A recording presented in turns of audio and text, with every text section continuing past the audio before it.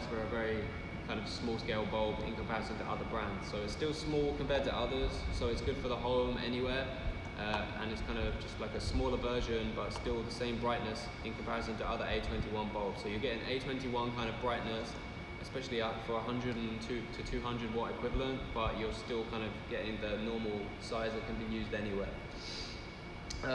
In terms of actually the use for this light, this is actually non-dimmable. So this light, this specific one on sale and with the 30% off this week, can't be used within dimmers. It's actually non-dimmable. Although we have kind of dimmable versions coming in the near future, at the moment these bulbs here are actually non-dimmable, so they shouldn't be used within dimmers or with dimmer switches. Now we're going to cover the design. This is kind of what we're most famous for, and our most famous kind of design is using the ceramic heatsink. So as you can see on the top of the light here, the ceramic heatsink is kind of at the top and is very large for the bulb. It's very big and it's kind of about maybe 1/5 of the size of the body. So there's a lot of the heatsink on this light is actually very large. As you can see here, it's about maybe just under one inch, maybe just under 1 inch long, and it's kind of very wide, so 2.5 inches wide. So 2.5 inches wide and a 1 inch high kind of heatsink is a lot of surface area. So what you really need to kind of think about with especially ceramic heatsink or any heatsink, but with ceramic heatsink, it's just kind of the benefits is kind of the better it's going to dissipate heat is going to, like, one of the key features is it needs a larger surface area. So the larger surface area on the heatsink, the kind of better it's going to dissipate heat. So this is actually a very large surface area for a kind of a 200 watt equivalent kind of lamp air bulb. So kind of if the ceramic heatsink is very big, it's going to dissipate heat better. So in terms of the kind of technological advantages of using ceramic, it means there's kind of, it's just LED kind of, the LED chip is just directly attached to the ceramic heatsink. So there's no thermal adhesives, there's no PC boards, there's no internal fans in this bulb. As you can see, the body is actually hollow. There's just kind of the electronics within. So it's just a kind of a heatsink with LED chips attached. In comparison, kind of like maybe a regular LED bulb like this, there may be PC boards, internal fans, kind of extra parts. But however, with this, it's just kind of one big heatsink and directly attached LED chips. So it's kind of less parts, kind of creates less heat, and there's kind of going to be less problems long term. So once you combine kind of a ceramic heatsink with a hollow body such as this, as you can see there's a hollow body to the bulb, you're combining kind of the advantages of using ceramic, which is kind of heat dissipation, and the advantages of a hollow body, which is kind of air convection. So this light kind of works off combining air convection through the body and heat dissipation properties from ceramic to kind of dissipate the heat away from the LED chips to prolong the life of the light. So there's no kind of extra parts or internal fans or any kind of motors working to kind of reduce the heat. The light is actually kind of doing it itself. So it's kind of it's like kind of relatively passive heat dissipation, but although it is kind of doing some, it is kind of relatively active as the heat is definitely moving throughout the body. So it's kind of not purposely trying to move the heat out from the body of the light, like such as kind of traditional LEDs using aluminium. But it's just kind of using its design to kind of move the heat away from the LED chips to prolong the life of the light. So the LED chips won't be kind of surrounded by a lot of heat, and kind of the heat will be moving through the ceramic heatsink with the large surface area everywhere, and then through the hollow body of the light. So this is kind of really good in terms of kind of just prolonging the life of the light. As kind of heat is always bad.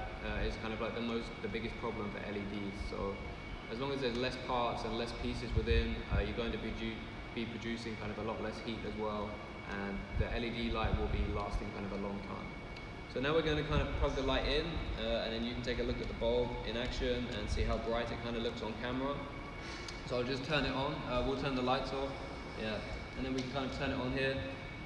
As you can see, as the bulb is kind of there, it's very bright, and it's 5000K, so you can kind of see the white light itself there. It's actually very bright. It's like kind of having like a miniature sun within the room due to the color temperature of being 5000K. So as you can see, if I hang it vertically, you'll be able to see there's actually a lot of light coming out, and the angle of the light is kind of around 270 degrees. So it's kind of, it covers the whole room. It would definitely fill a whole room, especially if you hang it vertically.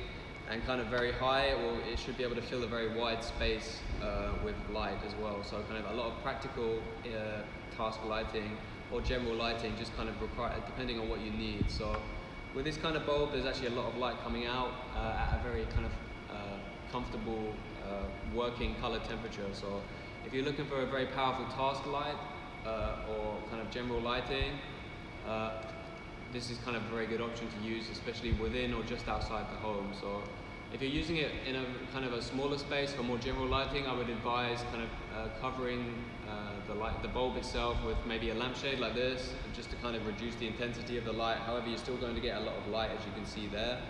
If you're working like a workshop or a garage, or kind of you want the light outside the home, just at the front, you can kind of just use it naturally like this, free on its own, and you're going to be getting a lot of light and kind of brightness to kind of fill the whole room or area you're trying to kind of illuminate. However, kind of if it's more for general lighting or within the home, I would kind of recommend using a lampshade. As you can see there, if I just cover it with my hands, you're still getting a lot of light, and it's directional, so you're kind of making it a little bit more directional, but there's still a lot of brightness that you're kind of using. So it's more comfortable for general lighting if you were to kind of put the light within a lampshade or some kind of case, just as long as it's semi-enclosed. However, if you're looking for a lot of brightness and task light, I would recommend kind of just leaving it as it is, as it's omnidirectional. So there's a lot of light coming out from the whole body of the bulb, so it's going to cover like a very wide area and just going to kind of illuminate a very wide space. So there's a lot of brightness, there's a high color temperature in terms of daylight, and the chips are actually all over the body, so there's a very wide coverage as well. So it's kind of a very good option if you're looking for task or general lighting. On its own, it's very good for task lighting, as it's very bright and very clear, as you can see, daylight. And if you're looking for a kind of general light, you can just kind of stick a quick lampshade or some kind of cover over the top, just to kind of direct the beam away from being so intense. So we'll turn the lights back on now, as you've kind of seen the power it can do in the darkness. So I just switched it off there. As you can see, kind of it wasn't on for too long. Obviously it was just on for like maybe 1.5 minutes or 2 minutes, but kind of there's no real heat build up or anything, so that's always a good sign. Even regular LEDs, kind of with aluminium heat sinks and stuff, if you do touch them straight away, sometimes they do feel hot. However, this one kind of itself, it's not recommended to touch a light like this, but just kind of to try and show actually there is no build-up of heat within the light. Although it was only 2 minutes, it's kind of showing that the heat sink, the hollow body are working together to move the heat away from the chip. So now we can just kind of answer some of the most common questions we get for this light. So is there another kind of color temperature version? Yes. We have, this one is the 5000K version, as you can see, kind of with the yellow LED chips, and we have a 3000K version as well, and this will actually have orange chips. So this was to kind of produce a more orange, kind of yellow, soft beam. However, the brightness of the 3000K is still just as intense and still just as bright, so you're kind of getting a lot of light, but it's a lot of softer light.